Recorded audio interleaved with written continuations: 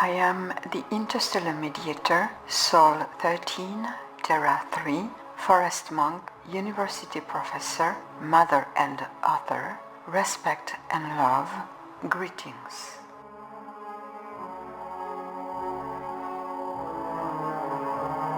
This video, Action 5, is the 10th video in a series entitled Total Reset 2020, which represents 12 actions being carried out during the year 2020 to offer new perspectives of terrestrial reality. If you're new to this channel, please note that the videos are ordered in a series that presents this reality in an exponential manner. The further we go into them, the more difficult it will be for some of you to integrate it. It is therefore suggested that you get used to it slowly and watch them one after the other from number 0. The videos are available in 3 languages, English, Spanish and French, on this YouTube channel, and you can also study the content in detail and read them again by downloading the transcriptions offered for free in 5 languages: German, English, Spanish, French and Romanian, from my site mediatormedias.wordpress.com. Let's keep in mind our children and the harmonious development of the human race on planet Earth to build a society in which we can all live happily. I thank you for your time, your interest, and your support.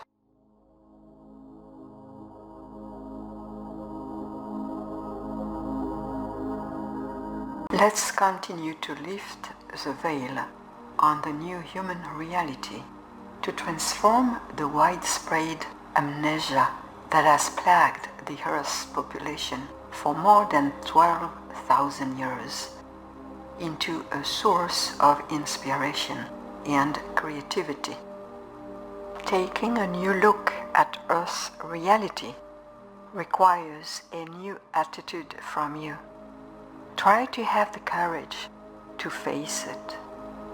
Shift your attention and change your position to find the best possible angle of perception to fully understand what is presented. To do this, you have to have an open mind, be endowed with a daring curiosity, and go beyond your fear of being ridiculed or that of the unknown, if only during the time of this video. By looking at your daily reality from this new angle, you will begin to push away the limits of what you ignore. Your understanding will become clear, and elements or details which until now didn't make sense or which seemed illogical or absurd will begin to take on an almost obvious meaning. The events will seem clearer to you, your reality more vivid, and your life more dynamic.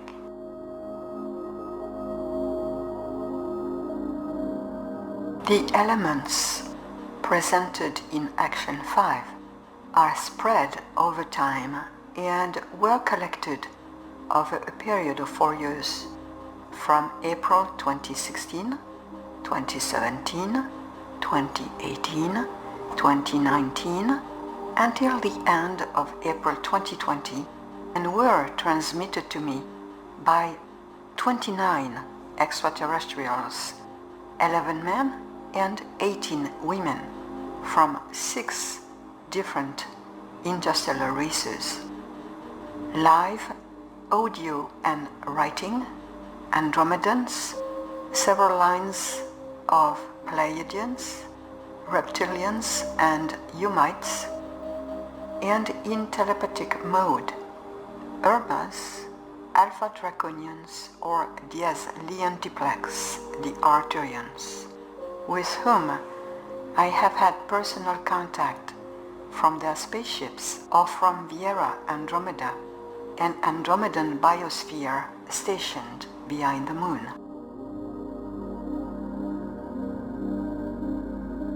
I would like to pay tribute and thank two contacts in particular for their participation to the content of this video. Zen, 158 years old Pleiadian, with whom I spoke in audio as two friends on the phone, and with whom I had thousands of conversations from December 2016 to March 2018, as well as Seal 12, a 13 years old girl with whom I had 160 conversations on multiple subjects between October 21st, 2019 and April 21st, 2020. Born of a new interstellar and categorized race, Seal 12 has the wisdom of a 100 years old person. She is a gifted person, even for other interstellar races, with an IQ bringing together those of Albert Einstein, IQ 160, in theoretical physics, the Australian Terence Tao, IQ 230, in harmonic analysis, or the New Yorker William J. Sidis, IQ 254, in linguistics, and renowned for his intellectual precocity.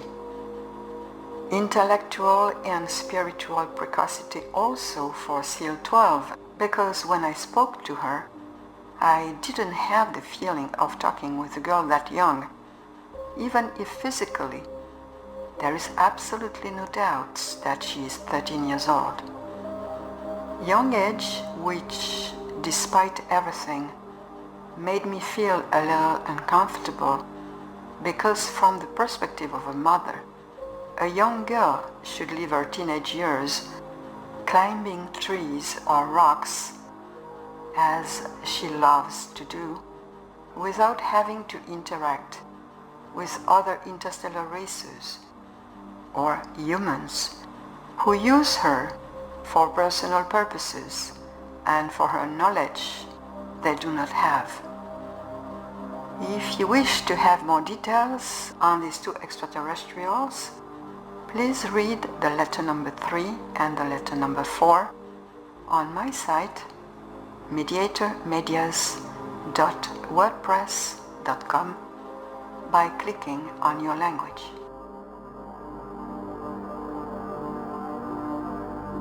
These testimonies were supplemented by elements of the databases on their spaceships.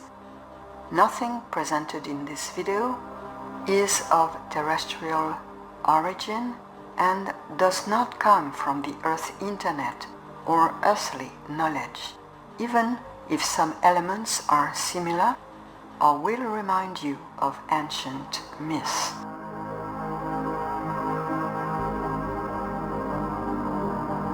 Let's now develop a triptych of the new human reality by adding to Action 3 the natural aspect and to Action 4 the artificial aspect, Action 5, which represents a part of the ancient history of the planet and humanity on Earth, and the general context from which the current transition emerges.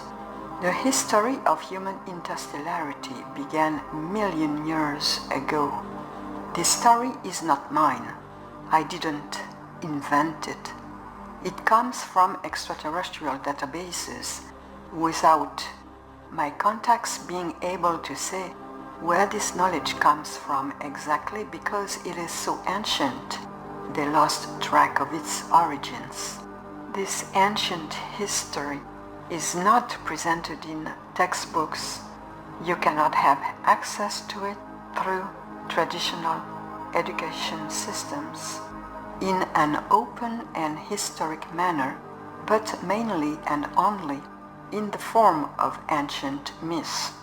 It was erased from human memory, then falsified by rewriting it in superimposed palimpsests and systematically redeployed over millennia thanks to educational or religious institutions, to secret ideological groups, or to military organs whose aims were to implant in the human psyche a veil of oblivion, an optical illusion, an anamorphic and distorted vision of humanity to make people forget that in the past the peoples of the earth already had an interstellar capacity. The purpose of these action videos is to lift the veil of oblivion, to offer to interested people the right angle of vision and corrected perspectives.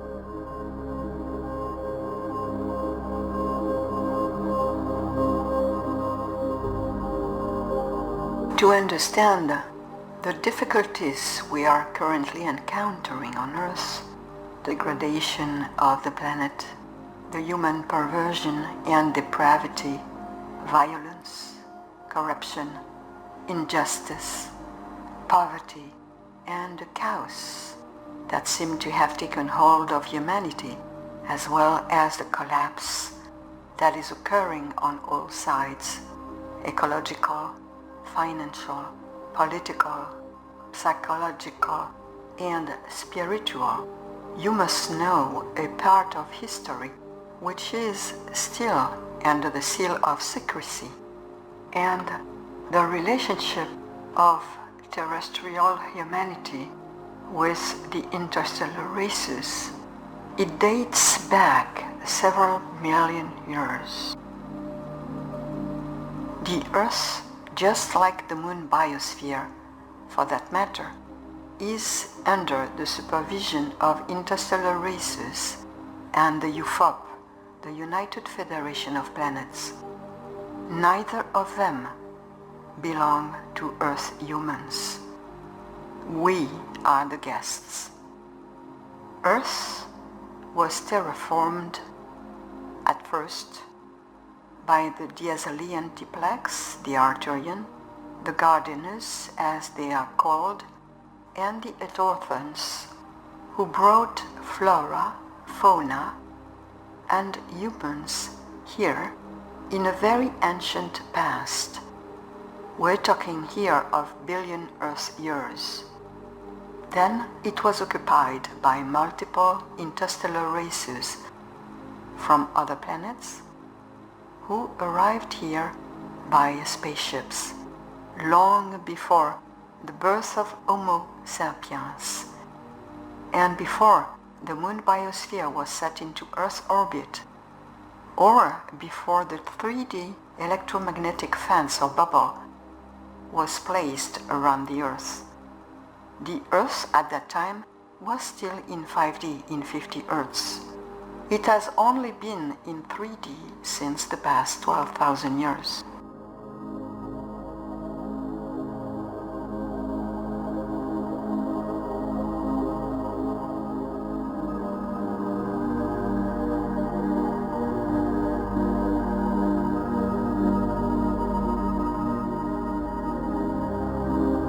The beginning of current events actually started a million years ago in a distant cosmos, and interstellar wars called the Orion Wars, or the War of a Million Years, a vast conflict between different races and multiple constellations.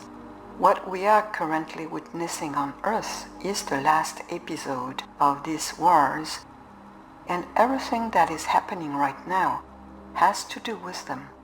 They are called the Orion Wars because many races of the same lineage of predatory invaders began to take possession of part of the Milky Way from the Orion constellation. It is clear that these invaders didn't belong to this timeline. They came from elsewhere, either from another sector of the galaxy or from another universe. We do not know exactly where they come from, but one thing is sure, it is that they were not from Orion.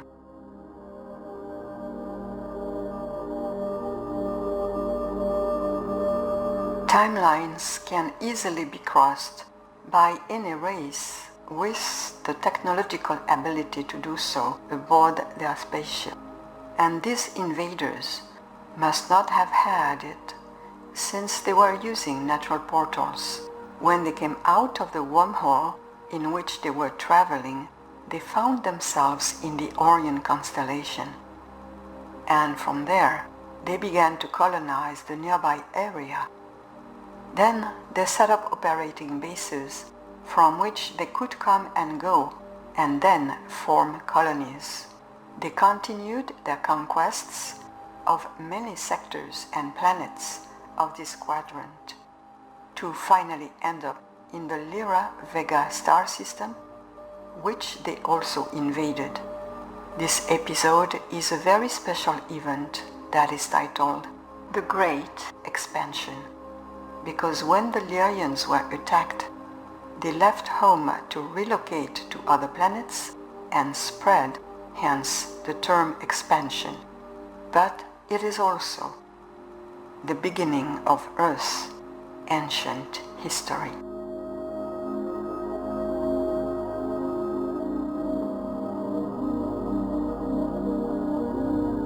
A group of Lyrians arrived on Earth 40,000 years ago. The invaders followed them soon after. There is a lot of confusion with the names of the invaders, but the main lineages are the Draconians, which should not be confused with the Alpha Draconians, who are a totally different and separate species. Here are some features. The Alpha Draconians are not the invaders. They look like dragons. When they breathe, their breath ignites on contact with oxygen. They are quadrupeds, but in 2017, Zen, who told me about a fight and the arrival of hundreds of Alpha Draconian spaceships, told me that they were very large and extremely solid to accommodate 2 Alpha Draconians of at least 8 to 10 tons each, and that they were standing there on 2 legs. So they can also become bipeds when the need arises. They are still negative Alpha Draconians, but in small numbers. They are not involved in the colonization.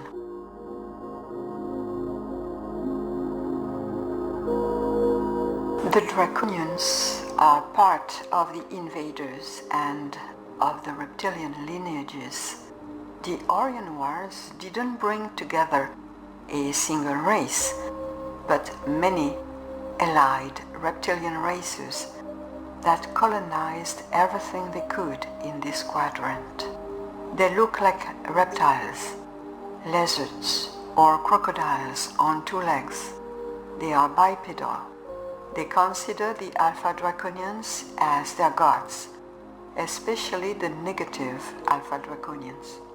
On Earth, the expression the reptilians people use covers many different races, including Draconians, Kingus, which are the most numerous on Earth, Usungals, and they are now considered as reptarians, as they have settled and live in underground bases on Earth since such a long time.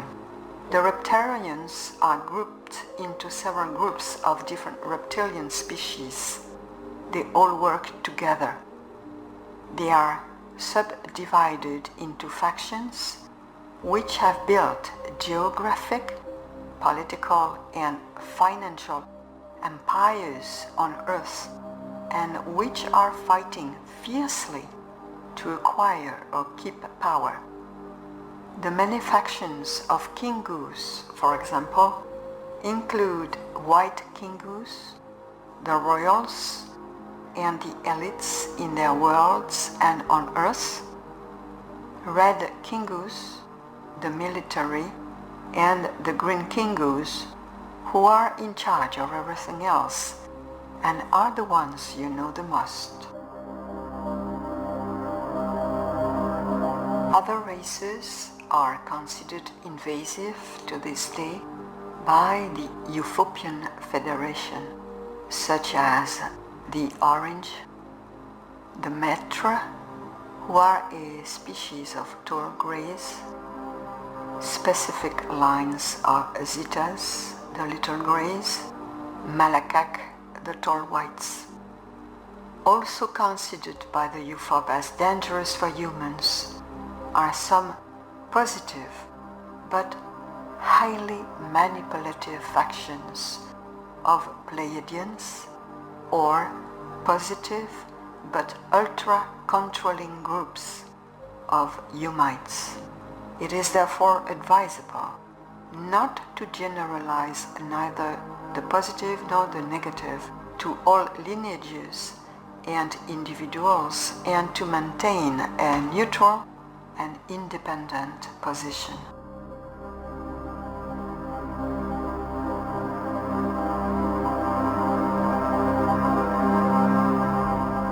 The reptilians therefore arrived in the Lyra Vega constellation because the Vega solar system has several beautiful planets which interested them.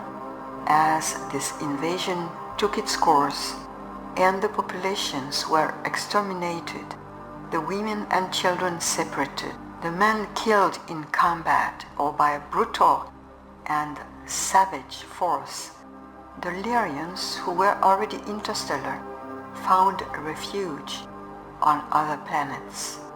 They decided to live in small groups to have a better chance of surviving. They flew in different directions and towards different solar systems, mainly our solar system, Sol 13, and M45, the Taurus constellation, and the cluster of the Pleiades, and M33, the Triangulum constellation. Earth references place the landing on Earth of the first group of Lyrians between 50,000 and 250,000 years, but according to the databases of my contacts, it is more likely that it is 40,000 years.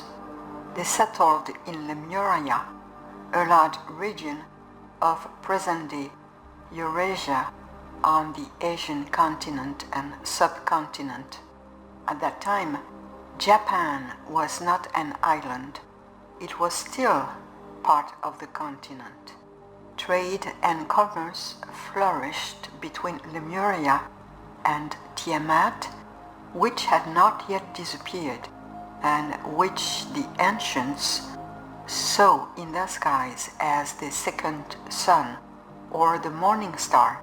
Tiamat was indeed an aquatic planet which reflected the strong sunlight.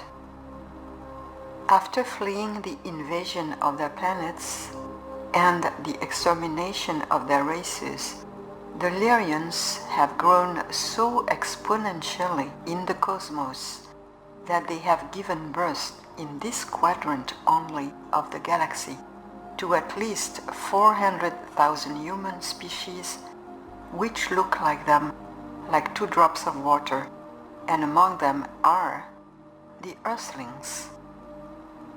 When these 400,000 species wear a pair of jeans and a t-shirt, they can easily pass themselves off as Earthlings, and they play with it when they infiltrate Earth populations such as the Africans, the Venusians, the Pleiadians, the Angans, or the Humites, who all look like Earthlings, but with different characteristics and details.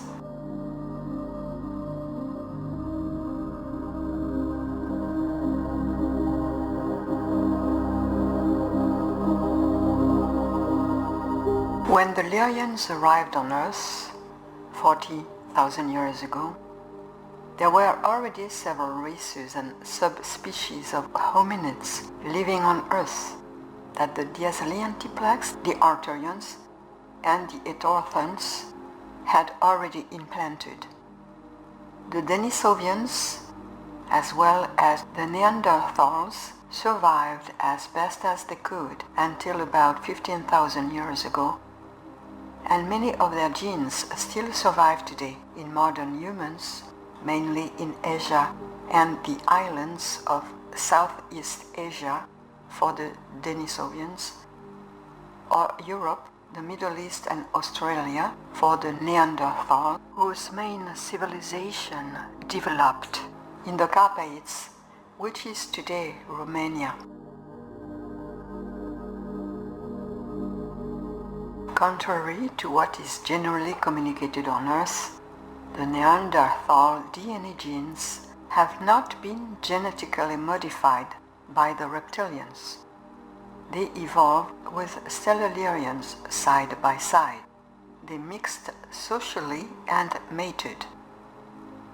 On Earth, scientists say that Homo sapiens sapiens are descended from an interaction between Neanderthals and Homo sapiens. But in extraterrestrial databases, everything indicates that Homo sapiens sapiens is a direct descendant of Lyrians.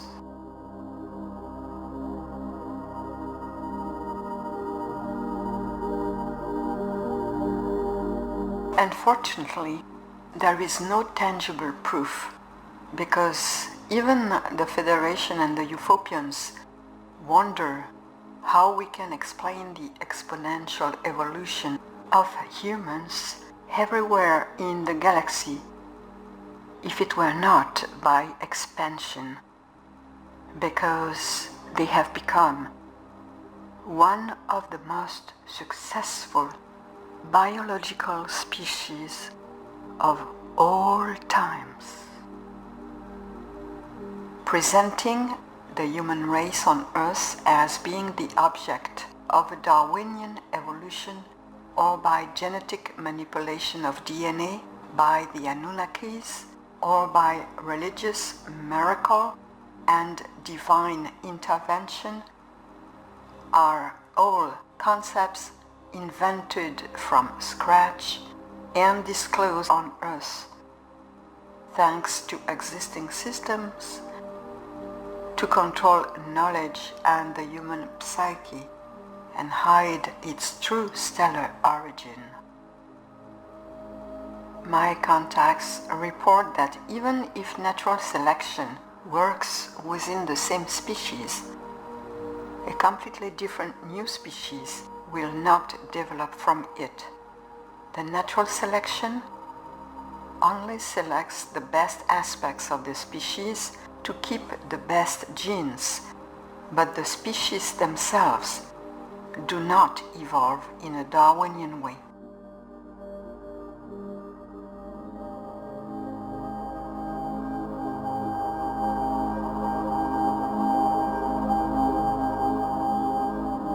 There is no solar system numbered from 1 to 12. The number 13 in Sol 13 is the name given by the interstellar races to the solar system Sol 13, and it were only because they take 13 planets into consideration in its composition. It is a unique name, which means that around Sol, the Sun, there are 13 planets. In the compositions of other solar systems, binary systems are very common and natural moons very rare. The moons are often Dyson spheres or artificial biospheres. Sol 13 is an autonomous, non-binary system. There are not two suns.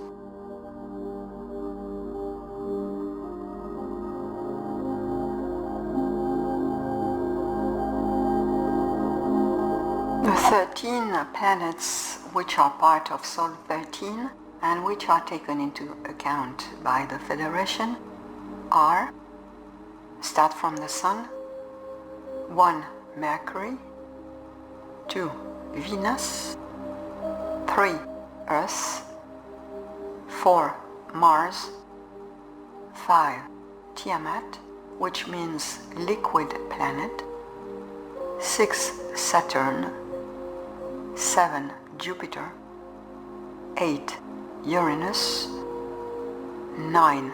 Neptune, 10. Pluto. For interstellar races, Pluto is a planet. 11. Eris, a moon, dysnomia. The UFOP name is Oahu. 12.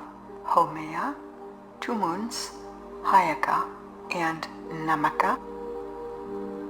13. Makemake, no moons.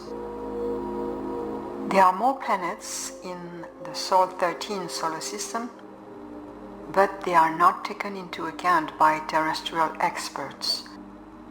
From the UFOP's point of view, the reason for taking into account Pluto, Eris, Haumea and Makemake is that they are filled with complex and lush life. Furthermore, even without Tiamat and without a number 5, and despite the fact that Jupiter changed places with Saturn, the latter is still listed number 6 in their lists. The explanations are given a little later in this video.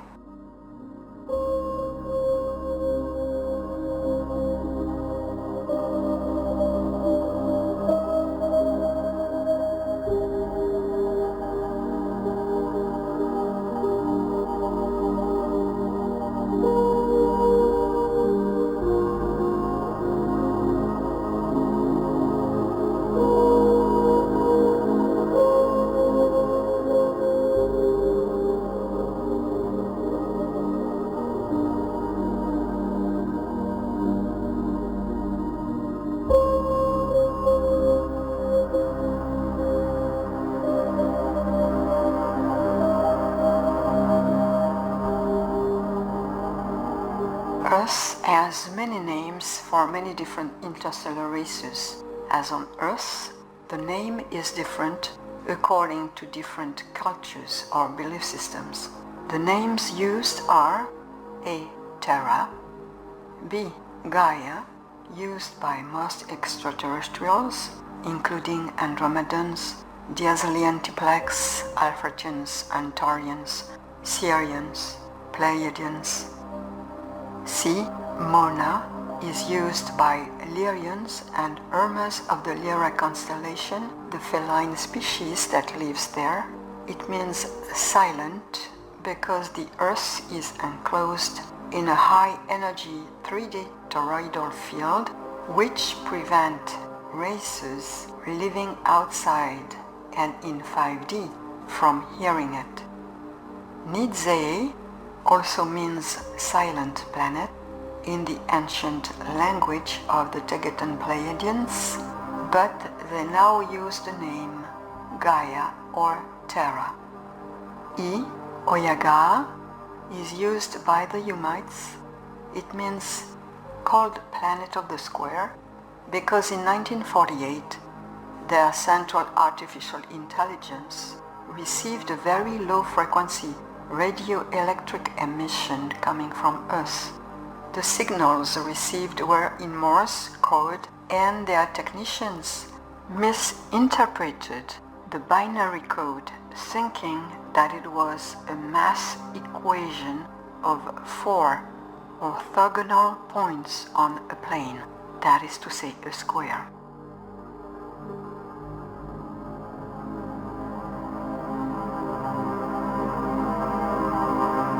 When the Lions left their planets to survive and settle elsewhere, they were chased by the Draconians in numbers.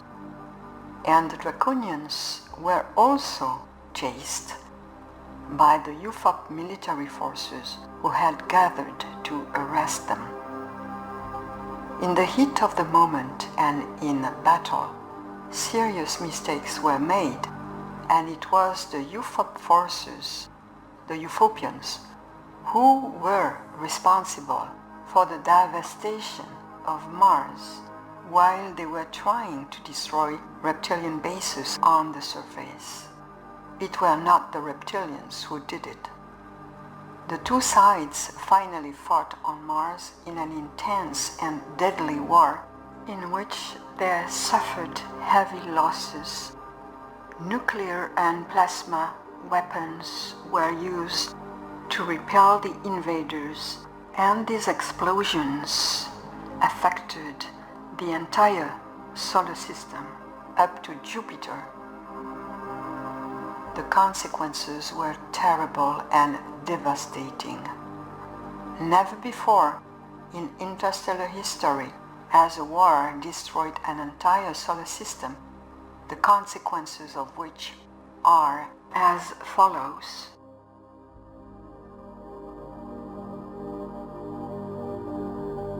Mercury, which is as small as the moon biosphere, underwent a drastic transformation caused by the energy changing in the Sol 13 solar system.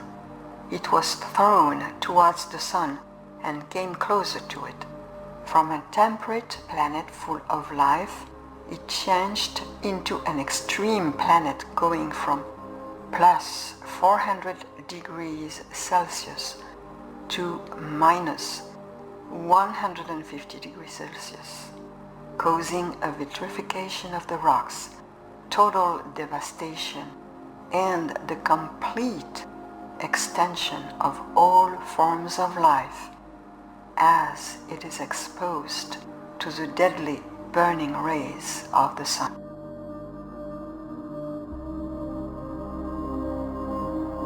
Venus was flooded and received even more water than Earth. It turned into an aquatic planet, and its vast and beautiful continents collapsed underwater, keeping only sparse islands that were once its highest mountains, protruding above the water.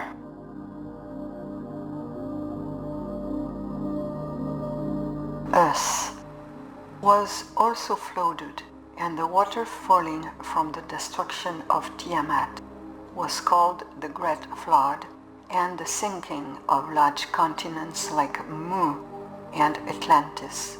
Furthermore, the series of events from the explosions on Mars caused a change of poles.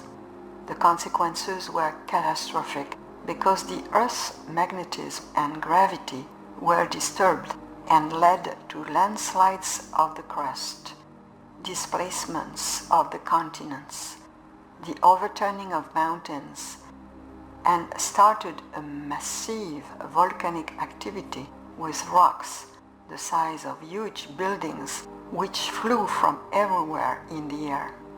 The continents were changed to finally lead to those you know today. This may have triggered a glaciation. The last one was 25,000 years ago, and not 15,000 as mentioned on Earth. All of this was not gradual. Interstellar databases indicate that it all happened not long ago, and it was sudden and drastic, causing a total extinction of life on Earth, except for a few survivors. This could explain the fact that animals, taken by surprise, suddenly disappeared or found themselves frozen in their daily activities. Mars was partially destroyed and went from a planet filled with lush forests and full of life to an arid sphere with a chaotic climate and what it looks like now. What we see of Mars today is the result of the interstellar wars. On Tiamat, the shock waves created a displacement of energies on the planet, which disintegrated.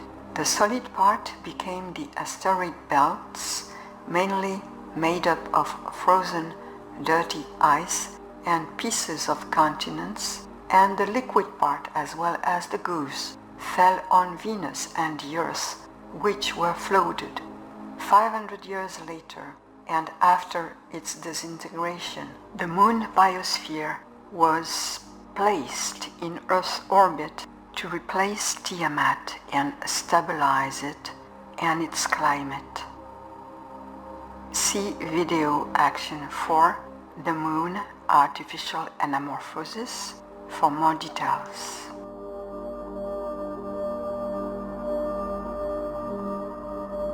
Saturn was then much closer to Earth and easily visible, just like Jupiter was.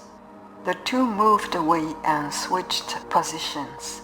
Saturn took the place of Jupiter, and Jupiter that of Saturn. Saturn was called the Black Sun because it has natural portals that were used at the time by dark and negative interstellar races. Religions or occult groups on Earth refer to Saturn as a black cube because of the frequencies of the planet.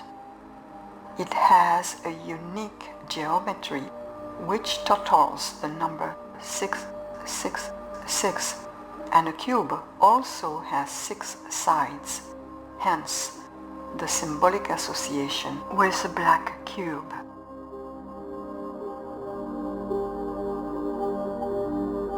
In the 50s, the Black Sun became the symbol of Nazi mysticism, composed of 3 closely interwoven swastikas, 12 times the Sowilo letter of the runic alphabet, which designates Sol, the personification of the sun in Norse mythology. It has 2 directions of rotation because the occult groups think in dual terms. The symbol refers to a worship of Saturn in modern days, but of a time when negative entities traveled through its portals. Nowadays, Saturn is under the positive extraterrestrial protectorate of the UFOP. If there are still negative references on Earth, they are neither real nor effective. It is only those of secret societies that continue to use them as symbols and references. Saturn is not at all what it was then. It's a very beautiful planet. All that lives there is the flora and fauna that have been artificially terraformed by the Utopians, like all the planets in the gas phase. There is no advanced, civilized, or human life or any Saturnian populations on Saturn, as some humans claim it.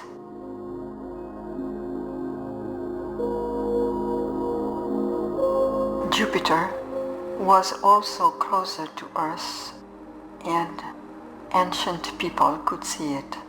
In the total cataclysm, Jupiter moved away and reversed position with Saturn.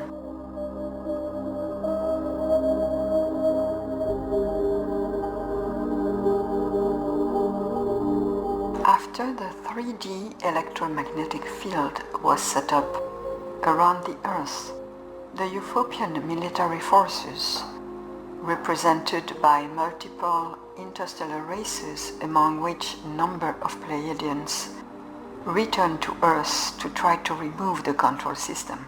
They installed power generators at various strategic points all around the Earth in Alaska, Siberia, Crimea, China, South America, Australia, Central America, Mexico, Croatia, Serbia, Romania, Egypt, and where the South Pole was then and is now located, and the water near the Bahamas. These generators of high frequency energy are the pyramids.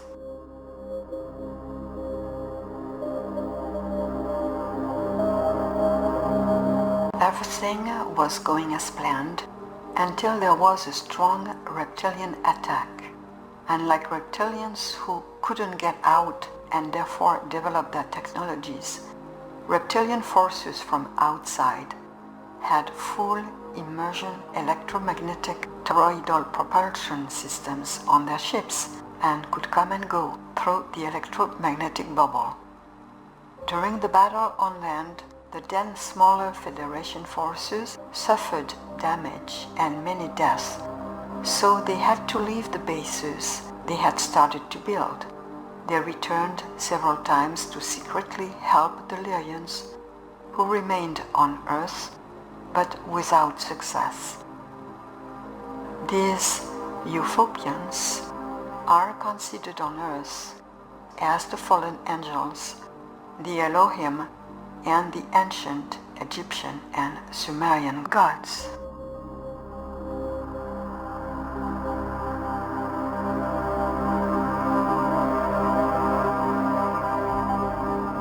In ancient Sumerian history, among the most famous figures who worked for the liberation of the Lyrians or the earthly populations, Ishtar remains one of the most famous and little known.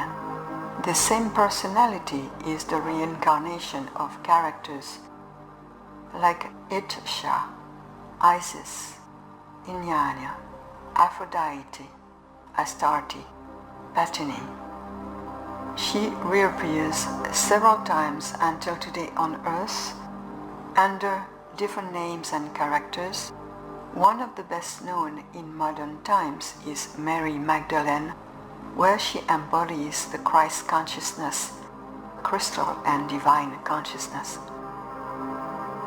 Presenting the Ishtar story is my attempt at demonstrating that even in terrestrial human history, interstellarity is present and, unlike today, was part of everyday life. Spaceships crisscross the sky, and many ancient myths or paintings mention it in one way or another. According to my contacts, Egypt is 40,000 years old, and the characters who are often presented as gods or goddesses were real people in positions of power with an interstellar capacity and were space pilots.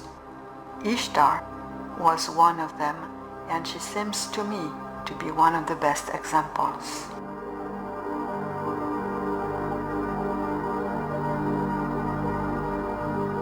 On Earth, and according to the Sumerians, she was the daughter of Ningal, and she was known as a moon goddess. She is the same woman who reincarnates under multiple characters and different names. She appears on different planets in 3D and 5D through the ages. She also is Ma, Seal Zero's mother, and of the following versions that I speak about in the letter number 4 from page 6 and more specifically page 8. Please refer to it for more details. Ishtar is associated with the concept of the creative mother, goddess, and Patal on earth. Patal, wise and enlightened elder. Her name and symbols have been interpreted in multiple ways by different cultures, some more precise than others, but none come close to the truth and a real person, the reality of her life and her perspectives.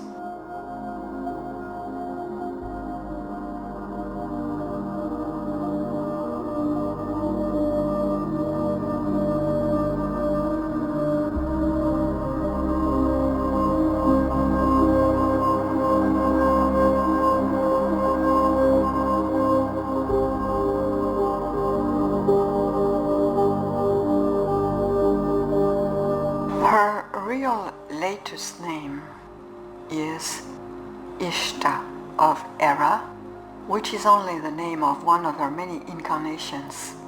She was a Pleiadian geneticist and an exoanthropologist and archaeologist who sought to discover the past of primitive civilizations in order to implant new concepts and knowledge to help their development.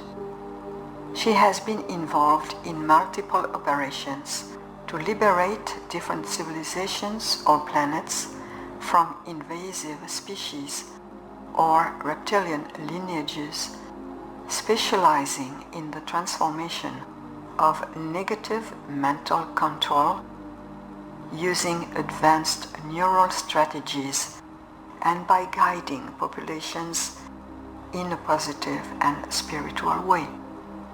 She is still hiding from dark forces.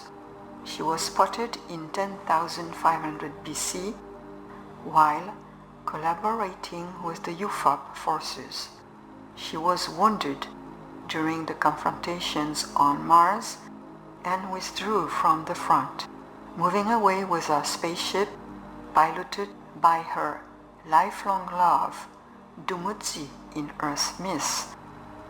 Because she was injured, she heads towards Tiamat right when the planet was impacted by the shock waves.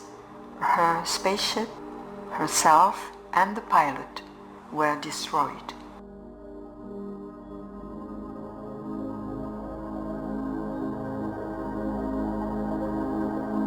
Escaping the persecution of negative forces, she hid her daughter in the forest near a lake on planet Era in M45, the Taurus constellation, near the mountain Mother Peak, which resembles both by its form and by its name the Matterhorn in Switzerland, where the landscapes and the mountains are reminders of those of planet Era. Etymology of Matterhorn: matter, rich, plain or mother, and horn, peak or horn. Although the stories differ a lot and are all incomplete interpretations of the same person, on Earth she has been in contact and influenced several great cultures, mainly in the Middle East, as Astarte, Phoenicia, Ishtar, Babylon, Patini, India, Isis, Egypt. She also worked alongside the Enki people, always with the same goals. Enki and Enlil are tribes and groups of people. For interstellar races, they are not individuals as presented on Earth.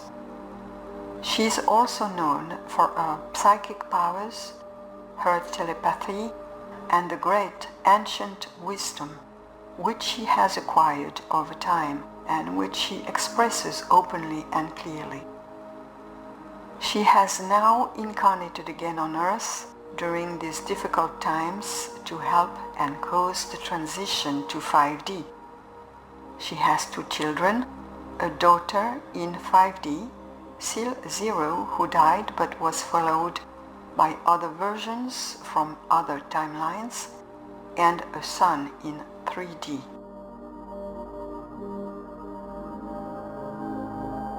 On this pic, please note that Ishtar has 2 wings, 2 ankh keys, 2 owls, 2 lions, 2 auk legs, and snakes on her head. Let's discover their real meanings from a stellar point of view by following the numbering. 1.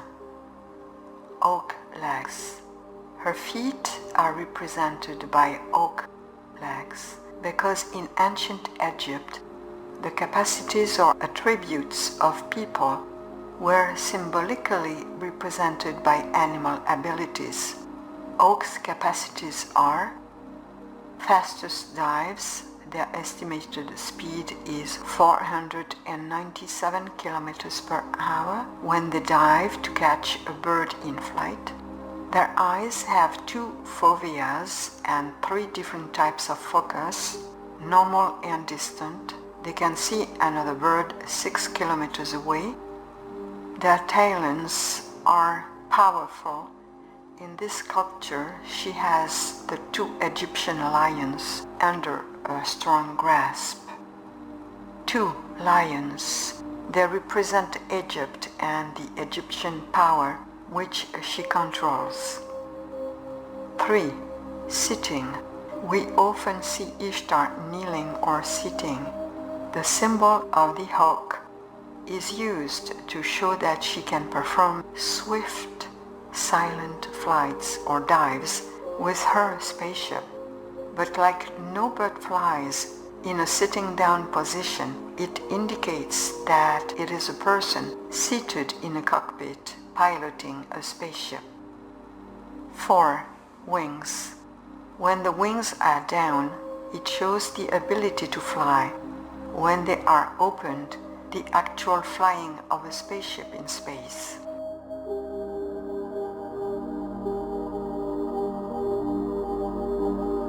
5. 2 oars correspond to 2 main spacecrafts or 2 fleets. The eyes of the owls represent wormholes and portals. This means that Ishtar can control time, manipulate timelines, and cross multi-dimensions. The owl also represents wisdom just as much as the snakes on her head.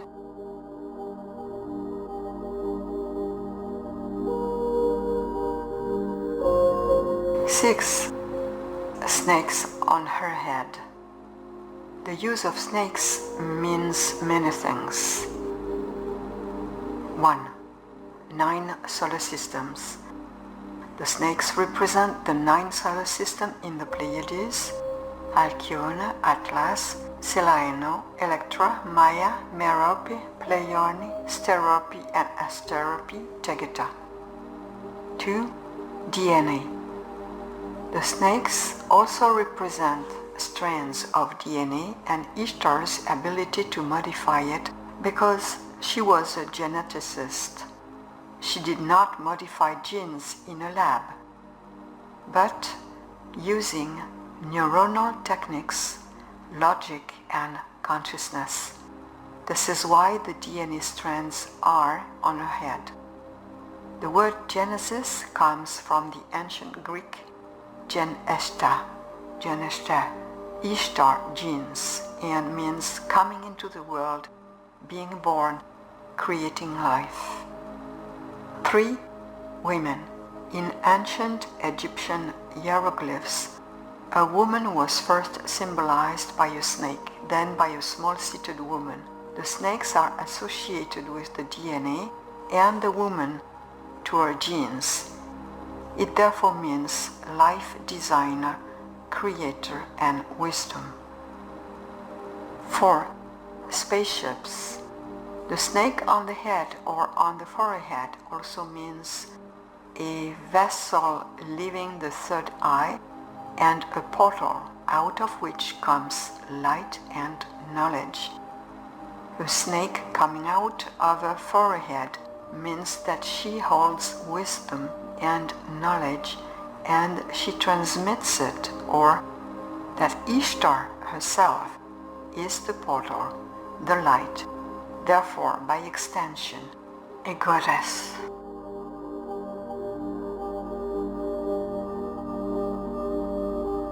Seven. The bull. It is the symbol for M45.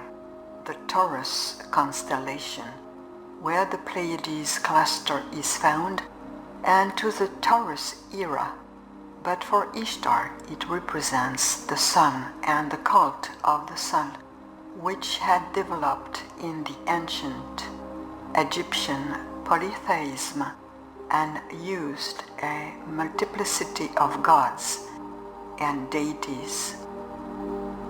It is not on the side of the exclusive monotheism of Akhenaten or Nefertiti and the cult of Aten or Aton as the black sun, which Ishtar opposed. These symbols of the black sun, the black cube, and of Saturn were taken over by the Cabal members, elites and religions who still use and venerate them up to this day. 8. Ankh-Ki. Most people on earth say that the Ankh-Ki is the symbol of life or of life force. This interpretation is based on recent Egyptian history. But the truth is that the Ankh-Ki is something entirely different. Judge for yourself. Here is the reality of the Ankh-Ki. Do you know what this is?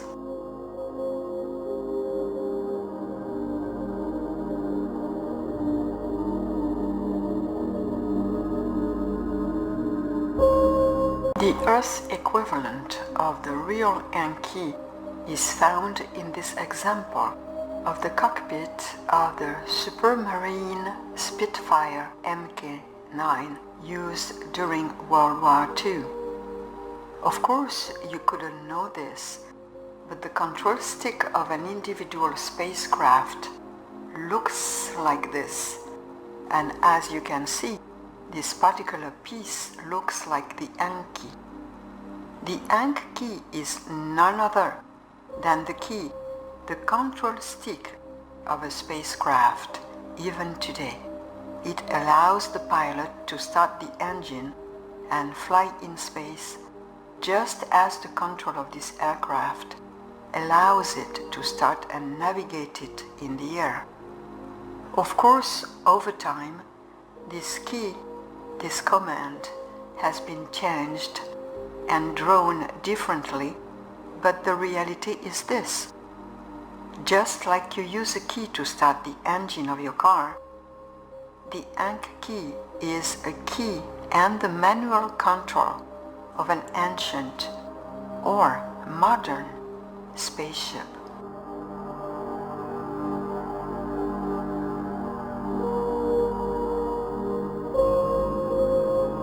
All these interstellar wars, the arrival and development of the Lyrian and of the reptilian lineages on Earth, and the true history of human interstellarity have been forgotten or erased, and humanity has been despoiled not only of its past and its history, but of its true stellar identity. We are the direct descendants of Lyrians, not by genetic engineering or because the Earthlings are star seeds, but by direct descent. The Earthlings are the direct descendants of the Lyrians.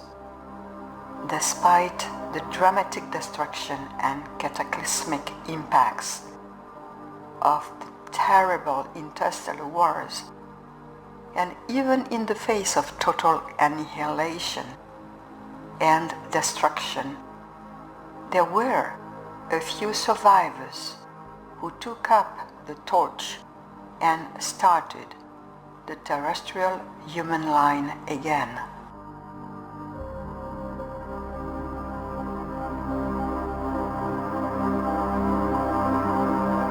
But For the survivors, who are the fathers and mothers of the modern human, the trauma was great. It was integrated into the collective memory on a deep and serious subconscious level, and in the DNA.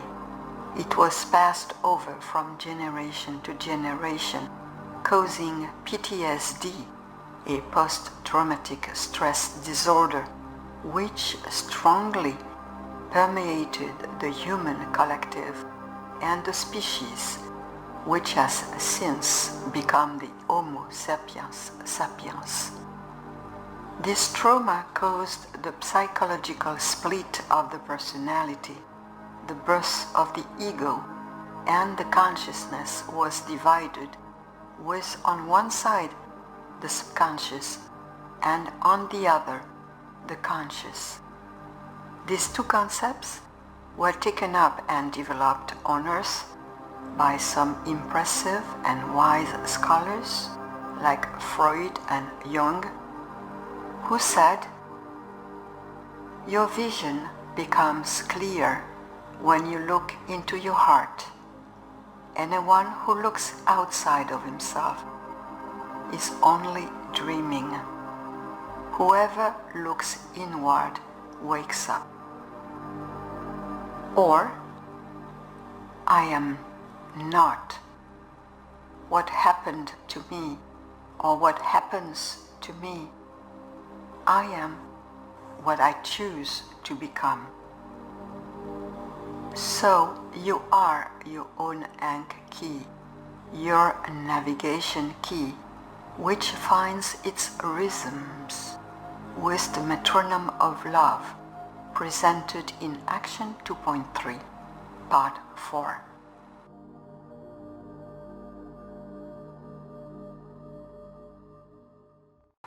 The control, the division are over. Define who and what you are. Dare to be yourself.